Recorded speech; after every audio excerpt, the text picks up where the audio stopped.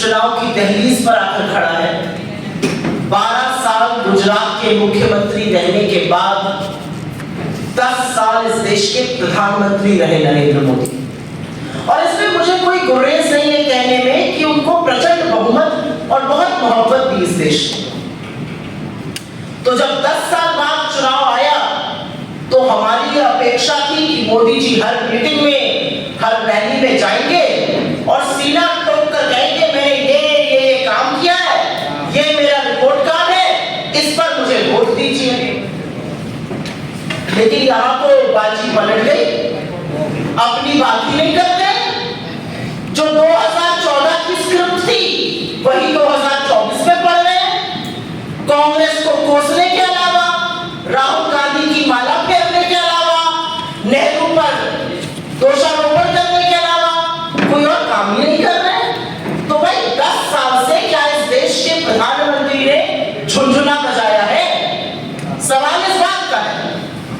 10 साल सत्ता में रहने के बाद प्रचंड बहुमत था, आप चाहते तो इस देश की तकदीर और तस्वीर बदल देते। असलियत यह है आपने बदली तस्वीर, आपने मेरे देश की, हमारे देश की तस्वीर बदली। आपने इस देश में गरीबों को और गरीब बनाया, आपने महिलाओं को और असुरक्षित किया, आपने किसानों और मजदूरों को नहीं बख्शा। सब कुछ छोड़िए, आपने इस देश के भविष्य युवाओं को रौंद डाला। आपने बदली तस्वीर, अपने हिसाब से बदली। आपने अपने मित्र को 638 से नंबर 2 पर पहुंचा दिया, लेकिन देश का क्या हाल हुआ? आज जब चुनाव आया है तो जनता उसकी समीक्षा कर रही है, जनता सवाल पूछ रही है, जनता जानना चाहती है आपने 10 साल में क्या किया और आगे की क्या रणनीति है।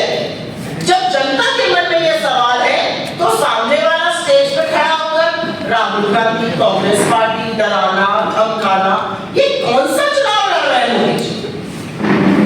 और इससे पहले कि मैं अपने मैनिफेस्टो की बात करूं, और वो बात करने के लिए ही मैं आपके सामने आई, क्योंकि ऐसा जबरदस्त और ऐसा क्रांतिकारी मैनिफेस्टो हमने बनाया है। 48 पन्ने का ये हमारा घोषणा पत्र, जिसमें 15,329 शब्द है, वो इस देश की हर समस्या का समाधान है, जिसके क्रेता, जिसके बनाने वाले नरेंद्र मोदी है। चाहे वो समस्या बेरोजगारी की हो, कमर तोड़ महंगाई की हो, बढ़ती हुई गरीबी, गुर्बत, आर्थिक असमानता की हो, चाहे वो समस्या बदहाल किसान की हो, मजबूर श्रमिकों की हो, असुरक्षित महिलाओं की हो, हर उस समस्या का जो 10 साल में आपने अन्याय जबरदस्त किया है, 15,329 शब्द हमारे मैनिफेस्टो के हर उस समस्या का समाधान है। और इसीलिए इस मैनिफेस्टो को देखकर मोदी जी के पैरों के तले से जमीन खिसक गई है। 10 साल आप इस देश के प्रधानमंत्री रहे, 12 साल गुजरात के मुख्यमंत्री रहे। अरे कोई तो ऐसा चुनाव लड़िए मोदी जी जहां पर आप बेरोजगारी पर, महंगाई पर, युवाओं के बारे में, महिलाओं के बारे में, किसानों के बारे में, स्वास्थ्य पर, शिक्षा पर, श्रमिकों पर, हिस्सेदारी पर बात कर पाइए। इतने साल सत्ता में रहने के बाद आज भी आपका काम बिना हिंदू मुसलमान किए, बिना पाकिस्तान का सहारा लिए, बिना मुस्लिम लीग किए आपका काम नहीं चलता है। चुनाव आया तो मौत से मुस्लिम लीग याद आने लगी, चुनाव आया तो मीट मछली मुर्गा याद कर रहे। अरे मां से मणिपुर याद करिए, मां से महिला सुरक्षा याद करिए, मां से महंगाई याद करिए जो आपने इस देश पर ला दी है। 1 साल हो गया इस देश में, मणिपुर इस देश का प्रांत है और चल रहा है, और आज भी हजारों महिलाएं, बच्चे, पुरुष राहत कैंपों में रह रहे हैं, आज भी वहां पर हिंसा हो रही है। इस देश का प्रधानमंत्री ग्रीस जाएगा, यूके जाएगा, साउथ अफ्रीका जाएगा, अमेरिका जाएगा, हर जगह जाएगा प्रचार के लिए, लेकिन मणिपुर जब जाना होता है तो 8,500 करोड़ वाले हवाई जहाज का ईंधन खत्म हो जाता है। यह है असली 56 इंच की छाती की, क्योंकि उसमें कलेजा चूहे का है। मणिपुर नहीं जा सकते आप। मणिपुर में जो त्रासदी हुई है, इस देश के प्रधानमंत्री का वो लोग इंतजार कर रहे हैं, आप उनके आंसू जाकर नहीं पहुंच सकते। पिछले 1 साल में मुझे फख्र है इस बात का कि मेरा नेता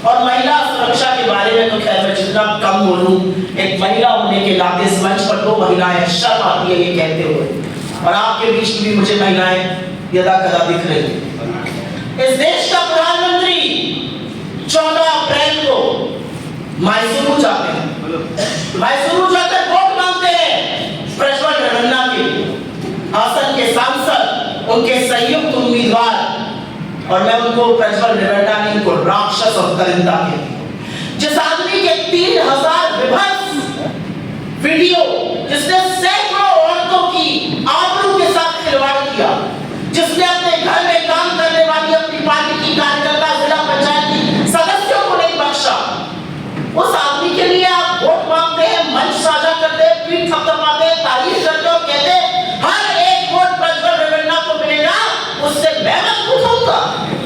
क्या मोदी जी जानते नहीं कि उसने क्या किया है? क्या उनके लिए भोले और मासूम है? वो सब जानते थे। दिसंबर 2023 से लगातार उनको बताया जा रहा था कि इस व्यक्ति को टिकट मत दीजिए। उनके पार्टी के नेता देवराज गौड़ा जैसे सदस्य बोल रहे थे इस दरिंदे को टिकट मत दीजिए। जनवरी में प्रेस कॉन्फ्रेंस करते हैं, उनके नेताओं को बोलते हैं इस बंदे को टिकट मत दीजिए। फरवरी और मार्च में अमित शाह जब जाते हैं कर्नाटका, उनके पूर्व एमएलए, उनके स्थायी एमएलए बोलते हैं श्री रामास्वामी जैसे लोग इस व्यक्ति को टिकट मत दीजिए। इसके खिलाफ बहुत साक्ष्य, बहुत सबूत है, हमारी नाक कट जाएगी, आदमी सही नहीं। आप फिर भी उसको टिकट देते हैं, आप उसका प्रचार करते हैं, और उसके बाद धीमे से रात के अंधेरे में उसको इस देश से भगा देते हैं। ये आपकी महिला सुरक्षा है। असलियत ये है कि जब लड़कियां और बेटियां हमारी मेडल लाती हैं तो आप उनका हाथ पकड़ के कहते हैं कि हमारे घर की बेटी है, और जब वो बेटी लांछन लगाती है यौन शोषण का तो आप उसको घूंटों से लौटवाते हैं, सड़कों पर घसीटवाते हैं और दोषी को अपने बगल में बिठाते हैं। और आज भी दोषी का पूरी तरह से टिकट नहीं काट पाते, उसको नहीं उसके लड़की को टिकट देते हैं। इस देश की महिलाएं सब देख रही हैं। इस देश की महिलाओं ने हाथरस देखा है, इस देश की महिलाओं ने उन्नाव देखा है, इस देश की महिलाओं ने लखीमपुर देखा है, उत्तराखंड देखा है, इस देश की महिलाओं ने गुजरात की बिल्किस को भी देखा है। और मैं बिल्कुल यहाँ पर उसका नाम लूंगी, क्योंकि इस देश की महिलाओं ने इस देश के संविधान में, इस देश की कानून व्यवस्था में अपनी आस्था नहीं तोड़ी। लेकिन आपने क्या किया उन महिलाओं के साथ? तो मोदी जी को मैं याद दिलाना चाहती हूँ कि म से मुस्लिम लीग नहीं, म से महिलाओं को, मणिपुर को, महंगाई को याद करिए। याद करिए उन सब लोगों को जिनकी जिंदगी आपने तबाह की। मोदी जी को हमारे मैनिफेस्टो में किसकी छाप नजर आती है? मुझे अपने मैनिफेस्टो के हर एक पन्ने में, हर एक शब्द में, हर एक वक्तव्य में इस देश के युवाओं की छाप नजर आती है, इस देश के किसानों की, अन्नदाताओं की छाप नजर आती है, सरहद पर हमारी रक्षा कर रहे सैनिक की छाप नजर आती है, इस देश की आधी आबादी महिलाओं की छाप नजर आती है, उन कारीगरों की, उन मजदूरों की छाप नजर आती है जो अपने हाथों से इस देश को बनाते हैं। मुझे इस मैनिफेस्टो में हाशिए पर पड़े उन लोगों की छाप नजर आती है जिनको इंसान समझने की जरूरत भी नहीं समझती है भारतीय जनता पार्टी। चाहे वो दलित हो, चाहे वो पिछड़े हो, चाहे वो आदिवासी हो, चाहे वो गरीब भी हो, सामान्य वर्ग के। क्या मजबूरी है आपकी कि आप मैनिफेस्टो के बारे में दुष्प्रचार करते हैं? असलियत यह है कि ये क्रांतिकारी मैनिफेस्टो है, ये मैनिफेस्टो इस देश की आवाज है, ये मैनिफेस्टो कमरे में बंद करके 1.5 लोगों ने नहीं लिखा है। इस मैनिफेस्टो को बनाने के लिए हमने हर उस व्यक्ति से बात करी जिसकी महत्वाकांक्षाएं हैं, जिसकी आशाएं हैं सरकार से, जिसने अपनी दिक्कतें हमें बताई। इस मैनिफेस्टो को बनाने के लिए राहुल गांधी कन्याकुमारी से कश्मीर 4,500 किलोमीटर पैदल चल जाते हैं। इस मैनिफेस्टो को बनाने के लिए वो मणिपुर से मुंबई की यात्रा करते हैं कि ये देश जुड़ा रहे और न्याय हो। और उसके बाद हम 5 न्याय के स्तंभ आपके सामने लेके आए हैं। पहले मैं अपने मैनिफेस्टो की बात करूंगी और उसके बाद कुछ और प्रचलित चीजों पर अपने वक्तव्य दूंगी। हमारे 5 न्याय हैं: युवा न्याय, नारी न्याय, किसान न्याय, श्रमिक न्याय और हिस्सेदारी न्याय। और जैसा कि मैंने पहले कहा, हर उस चीज का समाधान है जिस समस्या को नरेंद्र मोदी और बीजेपी ने खड़ा किया। युवाओं की बात करते हैं, बड़े फख्र से हम सब कहते हैं हिंदुस्तान दुनिया का सबसे युवा राष्ट्र है। 35 वर्ष से कम आयु के 65% लोग हैं हमारे। लेकिन कभी सोचा है कि उनका भविष्य क्या है, उनका रोजगार कहाँ है, उनकी नौकरियां कहाँ है, उनका क्या होगा? कौन इस बारे में चर्चा कर रहा है? अगर आप एक पत्थर और कंकड़ मारिए तो आवाज आएगी रोजगार दो। अगर समस्या पूछिए इस देश की तो नंबर 1 से नंबर 10 तक समस्या बेरोजगारी की है। और जब बेरोजगारी की बात करो तो आपको हिदायत दी जाती है पकौड़े तल लो। हम पकौड़ा तलने पर भी तैयार है साहब, लेकिन पकौड़ा तलने वाले को तेल को तो आप 90 से 220 पर ले आए। जिस गैस पे पकौड़ा तलते वो 400 से 1100 पर पहुंचा दी। पकौड़ा तलने पे कैसे पकौड़ा तला जाए, आटे और दही पर जीएसटी आपने लगा दिया। इसलिए हमने अपने मैनिफेस्टो में वादा किया है कि 30 लाख केंद्र की सरकारी नौकरियां 6 महीने के अंदर भरेंगे। हमने इस मैनिफेस्टो में वादा किया है कि डिग्री और डिप्लोमा धारक 1 साल के लिए अप्रेंटिसशिप एक्ट के तहत स्टाइपेंड पाएंगे 1 लाख रुपए का, मतलब 8500 रुपए महीना। इससे नौकरी पाने तक उनका कुछ स्वावलंबन बनेगा। बहुत बड़ी एक समस्या गुजरात की, बहुत बड़ी एक समस्या उत्तर भारत की है पेपर लीक। बच्चे पढ़ाई करते हैं, जी तोड़ मेहनत करते हैं, रात दिन एक करते हैं। माँ बाप शायद रात की एक रोटी कम खाते हैं कि बच्चे पढ़ जाएं, फिर वो गाजर मूली की तरह भर कर गाड़ियों में, बसों में, ट्रेनों में इम्तिहान देने जाते हैं और फिर पेपर लीक हो जाता है और किसी को नहीं पता अगला पेपर कब होगा। 50-50 लाख बच्चे के इम्तिहान तो देते हैं। मैं उत्तर प्रदेश से आती हूँ, अभी पुलिस भर्ती का पेपर लीक हो गया। 55 लाख लोगों ने इम्तिहान के लिए आवेदन दिया। क्या होगा उन बच्चों का? और ज्यादातर जो पेपर लीक में लिप्त पाए जाते हैं वो भाजपा के सांसदों के और विधायकों के रिश्तेदार होते हैं। तो एक ऐसा कानून हम बनाएंगे पेपर लीक के खिलाफ जिससे पेपर लीक करने वाले की हाड़ कांप जाए और वो इस देश के भविष्य के साथ खिलवाड़ करने की ना सोचे। और अंत में मैं युवा न्याय में बात जरूर करना चाहूंगा अग्निवीरों की। आपने टीचर ठेके पे कर दिए, आपने डॉक्टर ठेके पे कर दिए, आपने स्वास्थ्य, शिक्षा, सामाजिक न्याय को ठेके पर कर दिया, आपने इस देश की रक्षा को भी ठेके पर डाल दिया। जो जैसलमेर की तपती रेत में इस देश की सुरक्षा कर रहा है, जो सियाचिन की हड्डी गलाने वाली ठंड में खड़ा है, जो चिरापुंजी की लगातार बारिश में खड़ा है, वो इस देश का सैनिक है। और सेना और रक्षा का काम भाड़े पर नहीं होता है, ठेके पर नहीं होता है।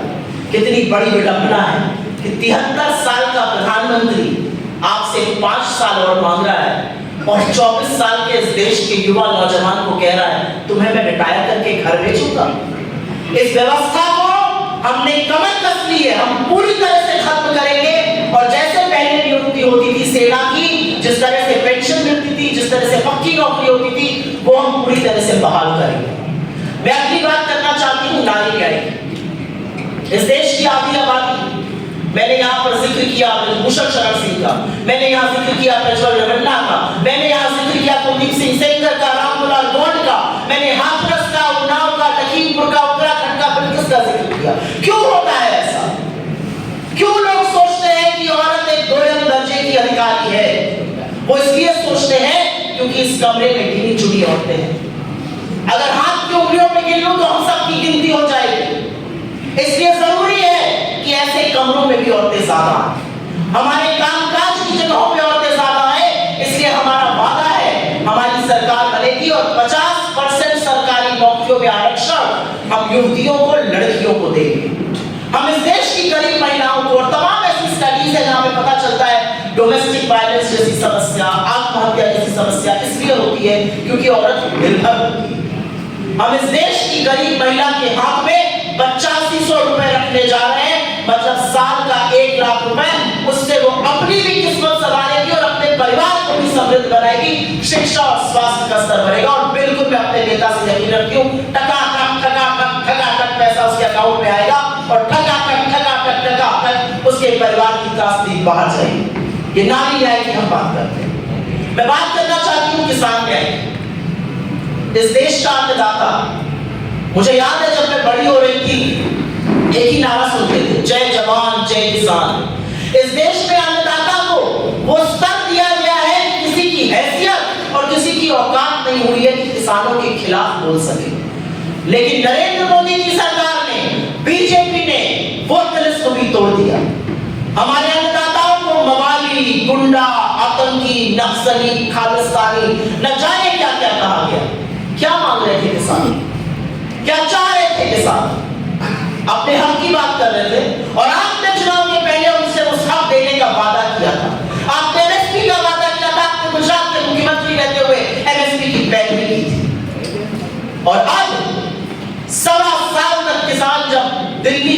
पर बैठे रहते हैं और 700 किसानों की शहादत होती है, आपको थक हार के अपने काले कानून वापस लेने पड़ते हैं। क्या गलती है किसानों की? और इसीलिए आज किसानों के रास्तों पे कीले खुदवाएंगे, आज किसान के रास्ते और सड़कें खुदवाएंगे, क्योंकि वो दिल्ली जाना चाहते हैं। हम किसानों को एमएसपी की कानूनी गारंटी देंगे, हम 16 लाख करोड़ आपके मित्रों का नहीं, किसानों की कर्जा माफी करेंगे, पहले भी की थी और भी करके दिखाएंगे। और हम खेती को, कृषि को जीएसटी से मुक्त करने जा रहे हैं।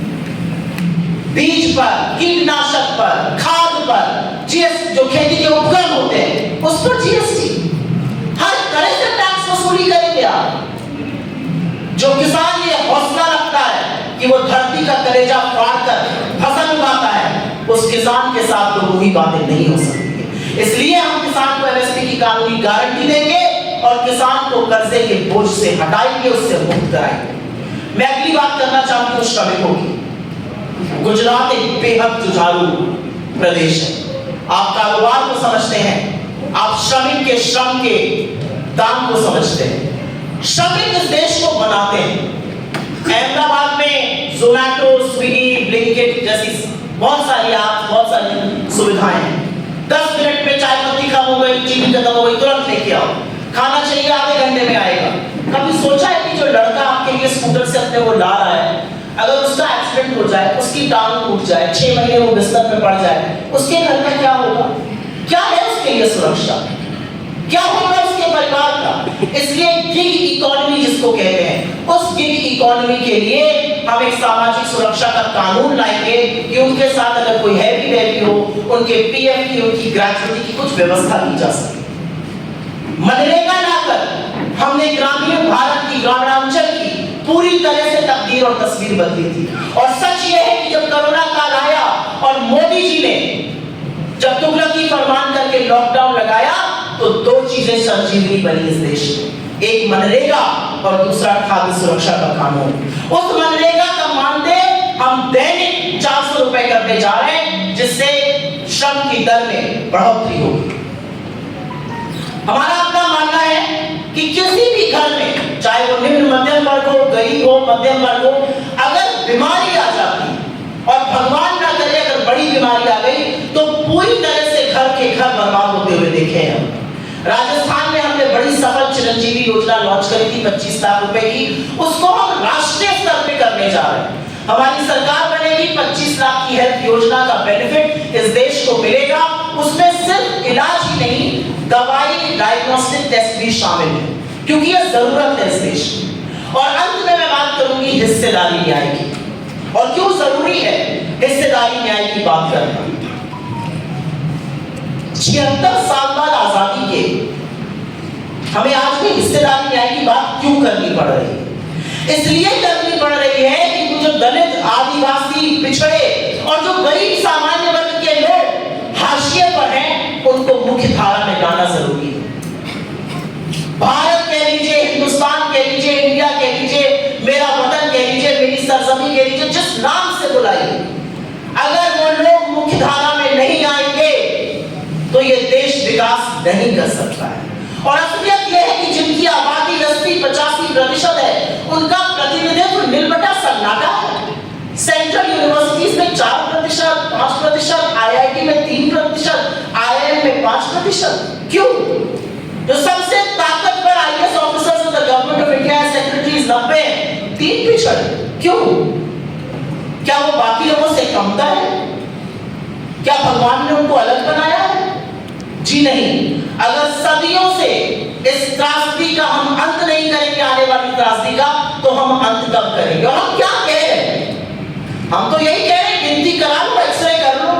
आपके पैर में चोट लग जाए और डॉक्टर ये निर्णय कैसे लेगा कि उस पर कास्ट लगेगा या फिर बैंडेज लगेगा या गर्म सिकाई होगी या ठंडी सिकाई होगी या फिजियोथेरेपी होगी?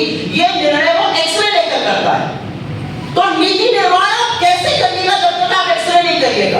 आपको पता ही नहीं है कौन कहां कितना गरीब है।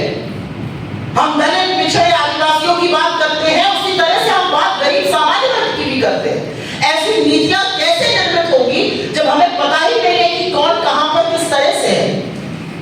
तो हम गिनती की बात करते हैं। नरेंद्र मोदी जी गिनती पर क्या बोलते हैं?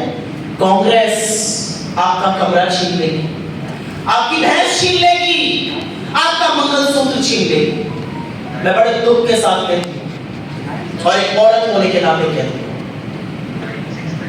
आपने दाम्पत्य का सूत्र निभाया या न निभाया, ये आपके और आपके भगवान के बीच की बात है। लेकिन इस देश की करोड़ों महिलाएं, इस देश के करोड़ों पुरुष हर परिस्थिति में, हर सुख दुख में एक दूसरे के साथी बनते हैं और वो दाम्पत्य के सूत्र को बड़ी पवित्रता से निभाते हैं।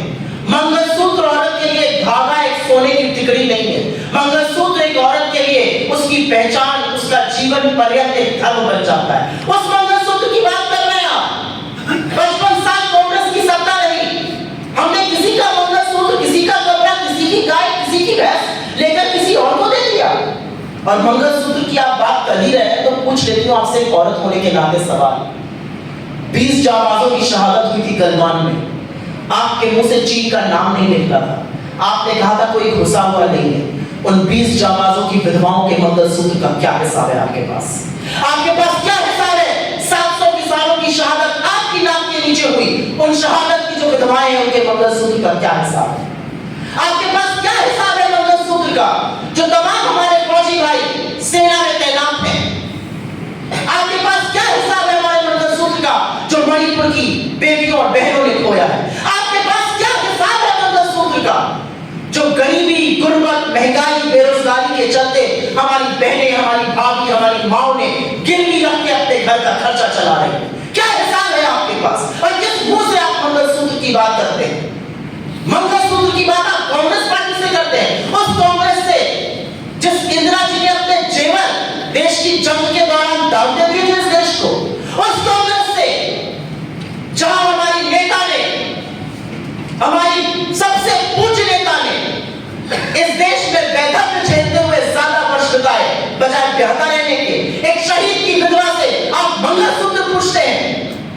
मंगलसूत्र न्यौछावर किया उन्होंने इस देश पर। किस तरह की बातें करते हैं मोदी जी? 55 साल हमारी सत्ता रही, हमने किसी से कुछ नहीं लिया, हमने दिया, हमने हजारपतियों को लखपति बनाया, लखपतियों को करोड़पति बनाया, छोटे छोटे उद्योगों को मल्टीनेशनल कंपनी बनाई, हमने 27 करोड़ लोगों को गरीबी की सीमा रेखा से निकाला, बिना किसी से एक नया पैसा लिए। ऐसी नीतियां बनाई जिससे गरीब गरीबी से बाहर आए, जिससे अमीर और अमीर बने, जिससे छोटे छोटे लघु मध्यम उद्योग और बड़े बने। आपने क्या किया? आपने छोटे बिजनेसेस पर ताला लगवाया और 2-3 लोगों के लिए 10 साल सरकार चलाई, उनके लिए नीतियां बनवाई। ये असलियत है। आज प्रधानमंत्री बहकी की बात करते हैं, प्रधानमंत्री आज भी राहुल गांधी को कोसेंगे, प्रधानमंत्री आज भी नेहरू जी का नाम लेंगे, प्रधानमंत्री बहकी 10 साल में क्या फलसफा है आपका? क्या रिपोर्ट कार्ड है आपका 10 साल में? आपका रिपोर्ट कार्ड ये है कि इस देश में हर घंटे 2 युवा, 2 किसान आत्महत्या कर रहे हैं। आपका रिपोर्ट कार्ड ये है कि आपका मित्र 1600 करोड़ दिन के कमा रहा है, हमारा किसान 27 रुपए कमा रहा है। आपका रिपोर्ट कार्ड ये है कि 20% इस देश की आबादी 46 रुपए पर अपनी गुजर बसर कर रही है। पानी की ये बोतल अगर बड़ी लेने जाइए तो 2 बोतलें मिले 46 रुपए पे। उस 46 रुपए पर आपने देश की 20% आबादी को अपनी गुजर बसर करने के लिए मजबूर किया है। यह है आपका रिपोर्ट कार्ड। आपका रिपोर्ट कार्ड यह है कि जब जब औरत पे अपराध हुआ है, आप संरक्षण आरोपी को देते हुए पाए गए। आपने किसानों की शहादत होने दी, आप युवाओं के ऊपर लाठियां बरसाते हैं। युवा पेपर लीक के खिलाफ आंदोलन करता है, आप लाठी बरसाते हैं। किसान आता है, आप लाठी बरसाते हैं। ये किसान कौन है? ये सिर्फ अन्न पैदा करने वाले लोग हैं? जी नहीं, इन्हीं के बच्चे सरहद पे हमारी भूभा की अखंडता की, हमारे देश की रक्षा करते हैं कि हम और आप जैसे लोग शांति से सो सकें। और जब उनमें से कुछ बच्चों का शव शहादत के बाद तिरंगे में लिपट कर आता है तो ये किसान रोता नहीं है, उसको फख्र होता है अपनी उस औलाद पर जो इस देश पर कुर्बान हो गई, जो इस देश पर शहीद हो गई। उस किसान को आप गाली देते हैं, उस किसान को आप मरने देते हैं, उस किसान को आप शहीद होने देते हैं। ये आपका रिपोर्ट कार्ड है। आपका रिपोर्ट कार्ड ये है कि आपने इस देश में 2 हिंदुस्तान बनाए। एक वो हिंदुस्तान जो चकाचौंध में चमक रहा है, जो आपके मित्र हैं, और एक वो हिंदुस्तान जिसको जब आप G20 करते हैं तो पर्दे लगाकर छिपाना पड़ता है। वो गरीब हिंदुस्तान जब आप नमस्ते ट्रम्प करते हैं तो आपको दीवार छुपा देनी पड़ती है कि कहीं गरीब ना दिख जाए। आपने दो हिंदुस्तान बनाए, आपने दो हिंदुस्तान बनाए हैं। एक वो हिंदुस्तान जहां पर शादी ब्याह पर वो खर्चा होता है कि आपकी आंखें फटी रह जाए, और एक वो हिंदुस्तान जहां पर रामेश्वर सब्जी बेचने वाला अपनी दबदबाई आंखों से कहता है मेरी गुजर नहीं हो रही। एक वो हिंदुस्तान जहां पर 12 साल की एक छोटी सी बेटी कहती है, बचपन में जिसको बचपन अल्लाह होना चाहिए था, वो बेटी कहती है मेरा रोने का बहुत मन करता है लेकिन मैं रो नहीं पाती हूँ, घर में छोटे छोटे भाई बहनों का क्या होगा। यह है आपका रिपोर्ट कार्ड। आपका रिपोर्ट कार्ड सिर्फ पूंजीपतियों की चाटुकारिता करने में, उनकी नौकरी करने में बीता है। आपके रिपोर्ट कार्ड में आपने नीति निर्माण सिर्फ पूंजीपतियों का किया है। इवन गुजरात में छोटे लघु मध्यम उद्योगों का क्या हाल है? 40,000 से ज्यादा एमएसएमई पूरे देश में पिछले 3 साल में बंद हो गए। यही एमएसएमई नौकरी देते हैं, यही एमएसएमई हमारी अर्थव्यवस्था की रीढ़ की हड्डी है। क्यों बंद हो गए? और असलियत यह है कि 6500 करोड़ 6,500 करोड़ रुपए आपने अपनी छवि सुधारने में दिन भर टीवी पर जो मोदी मोदी मोदी मोदी मोदी मोदी जो मोदी चालीसा चलती है वो इसलिए चलती है क्योंकि आप 6,500 करोड़ रुपए एडवर्टाइजमेंट पे खर्चा करते हैं। अगर आप कैंपेन पर खर्चा करना बंद कर दीजिए तो यही जनता दौड़ा दौड़ा कर आपसे सवाल पूछेगी। और असलियत यह है, और ये मैं कहकर 2 मिनट गुजरात में बात करूंगी। 2 चरण का मतदान हो चुका है, सारी असलियत देश के सामने है। चुनाव नरेंद्र मोदी जी की और भारतीय जनता पार्टी की गिरफ्त से उनकी पैर के तले जमीन खिसक चुकी है। 2024 में 2004 रिपीट होने जा रहा है। मेरे शब्दों को लिख कर रख लीजिए। इंडिया शाइनी जैसे हुआ था और जिसको नाबूद करके हमने गरीबों की आम आदमी की सरकार बनाई थी, वही फिर से होने जा रहा है।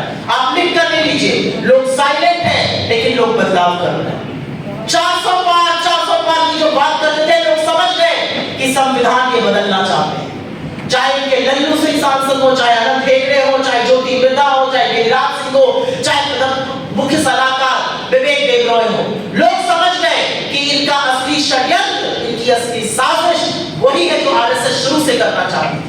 चाहे इनके गोलवलकर रहे हो, चाहे मोहन भागवत रहे हो, चाहे इनके प्रचार प्रसार के अध्यक्ष रहे हो, ये सब आरक्षण के खिलाफ थे।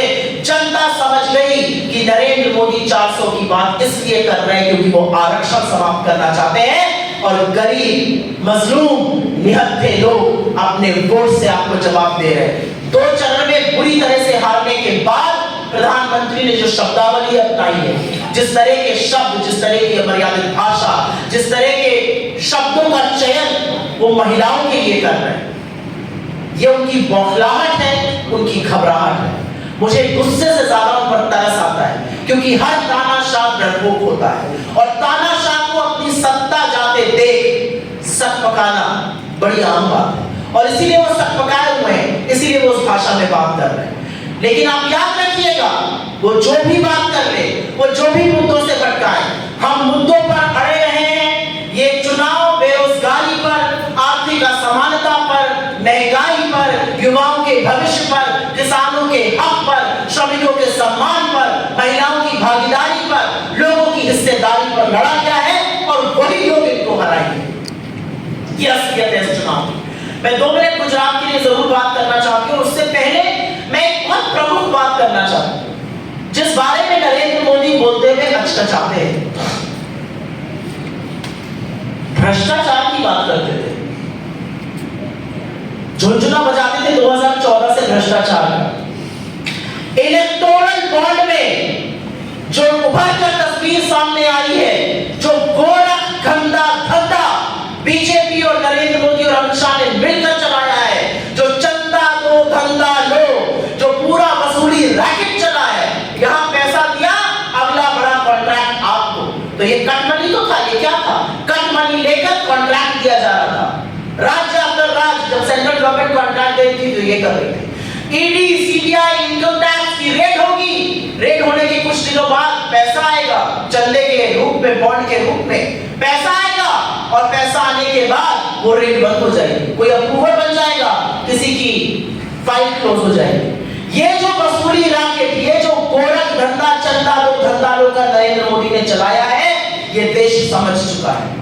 असलियत ये है कि जिस गाय को हम अपनी मां कहते हैं, जिस गाय को हिंदू धर्म में पूजते हैं, जिस गाय के बिना सम्मान के हमारा कोई धार्मिक अनुष्ठान पूरा नहीं होता, उस गौकशी के लोगों से भी आपने चंदा लिया, आपने गौमांस काटने वालों से भी और उनको बेचने वालों से भी चंदा लिया, आपने बीफ कंपनी से चंदा लिया। ये है आपकी असलियत, ये है आपका असली चाल चरित्र और चेहरा। किस मुंह से आप धर्म के स्वयं ठेकेदार बनते हैं? अगर धर्म के ठेकेदार बनते तो धर्म के विपरीत काम न करते। ये असलियत है आपकी और सारा देश ये समझ चुका है, ये जान चुका है। सुप्रीम कोर्ट ने आपकी वो कलई खोलकर रख दी और विपक्ष को पूरा का पूरा खाका दे दिया डेट वाइज। ये डेट है, यहां पर चंदा लिया, उसके बाद इस दिन धंधा दिया। ये किया है नरेंद्र मोदी ने और इससे ज्यादा बड़ा लूट का काम विश्व में कहीं और नहीं हुआ है। ये जो चंदा दो धंधा लो का पूरा धंधा चल रहा है। मैं दो शब्द जरूर बोलना चाहती हूं जो मैंने अपने मैनिफेस्टो पर नहीं बोले थे। उसमें से एक है एजुकेशन लोन की बात। हमारा ये फैसला है कि दिसंबर 2023 तक के एजुकेशन लोन की हम माफी करेंगे, जिससे कि जिन बच्चों को तकलीफ हुई उन्होंने एजुकेशन लोन लेके पढ़ाई करी, नौकरी नहीं लगी, उनको कुछ राहत मिले। और गुजरात के लिए जो स्पेशल हमारी बात है जीएसटी रेवेन्यू न्यूट्रल रेट की, जिस तरह का मनमाना जीएसटी लगाया हुआ है, जिस तरह एमएसएमई पर जिस तरह का जीएसटी लगाया हुआ है, जैसा मनमर्जी आए ऐसा रेट लगाया हुआ है, उसको खत्म करके हम एक अच्छा जीएसटी, एक रेवेन्यू न्यूट्रल रेट जीएसटी कर रहे हैं। मैं जरूर एक बात कहना चाहती हूँ, ये देश बहुत इंप्रेस्ड था। इस देश को लगा गुजरात मॉडल बड़ा मार्केट किया गया था, जो बीजेपी का मॉडल है असल में, क्योंकि गुजरात गांधी का है, गुजरात मोदी का नहीं है।